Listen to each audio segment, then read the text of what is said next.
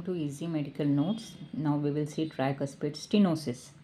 Tricuspid stenosis is narrowing of tricuspid wall orifice causing obstruction to blood flow from right atrium to right ventricle during diastole.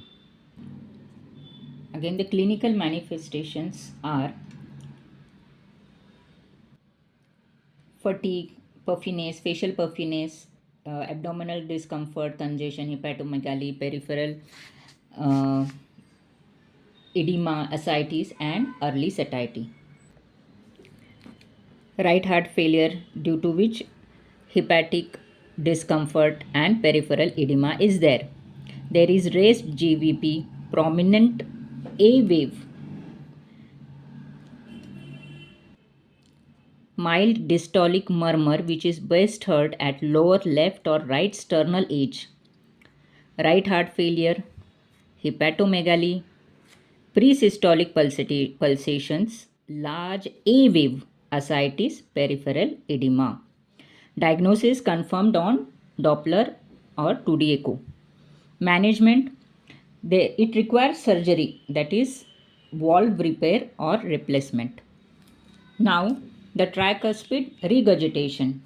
Tricuspid regurgitation is the backflow of blood from right ventricle into right atrium during systole. The symptoms are non-specific with tiredness related to reduced cardiac output, edema, and hepatic enlargement due to congestion, venous congestion. The most prominent sign is giant V wave. Here it was A wave, here it was V wave in the jugular venous pulse, and other features like pansystolic murmur at left sternal edge and pulsatile lever. 2D echo shows dilatation of right ventricle, or the wall problems like rheumatic disease, the leaflets are thick, or there is endocarditis or vegetations. Management is with diuretics, anticoagulants, tricuspid wall repair or replacement. To summarize, tricuspid stenosis is narrowing of tricuspid wall orifice causing obstruction of blood flow from right atrium to right ventricle during diastole. It can be due to cause rheumatic heart disease, carcinoid syndrome, congenital, or SLE or infective endocarditis. Pathophysiology is narrowing of valve due to which increase in left atrium pressure and left atrium dilatation, due to which there is systemic congestion, decrease in left ventricular filling, and decrease in pulmonary flow and cardiac output. Symptoms are fatigue, which is due to decreased cardiac output, facial puffiness, abdominal discomfort, congestion, hepatomegaly, peripheral edema, ascites, early satiety. All symptoms are due to right side heart failure. Signs: raised jugular venous pulse, prominent A wave, diastolic murmur at left sternal border increases with inspiration, that is Carvalho's sign, opening snap, hepatic pulsations, presystolic liver pulsations. Investigation: same ECG, chest X-ray, 2D echo, Doppler, which shows right atrium enlargement, tall P in lead 1, and there is wall thickening or enlargement. Treatment: it is due to diuretic, salt restriction, and percutaneous balloon tricuspid valvotomy or wall repair or replacement.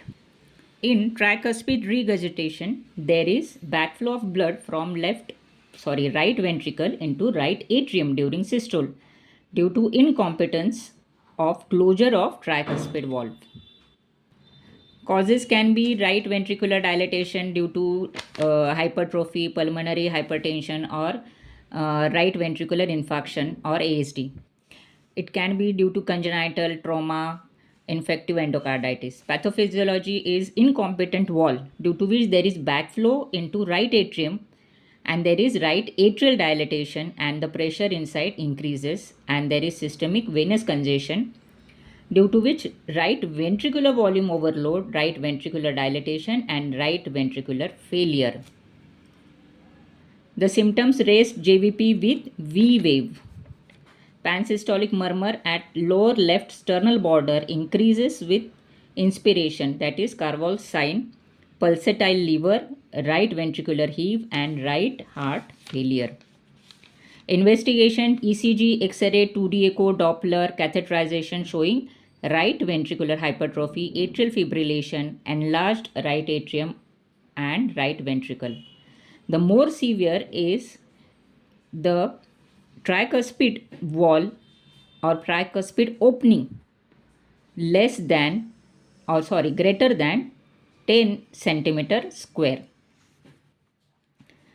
Treatment: diuretics, anticoagulants, wall repair and replacement.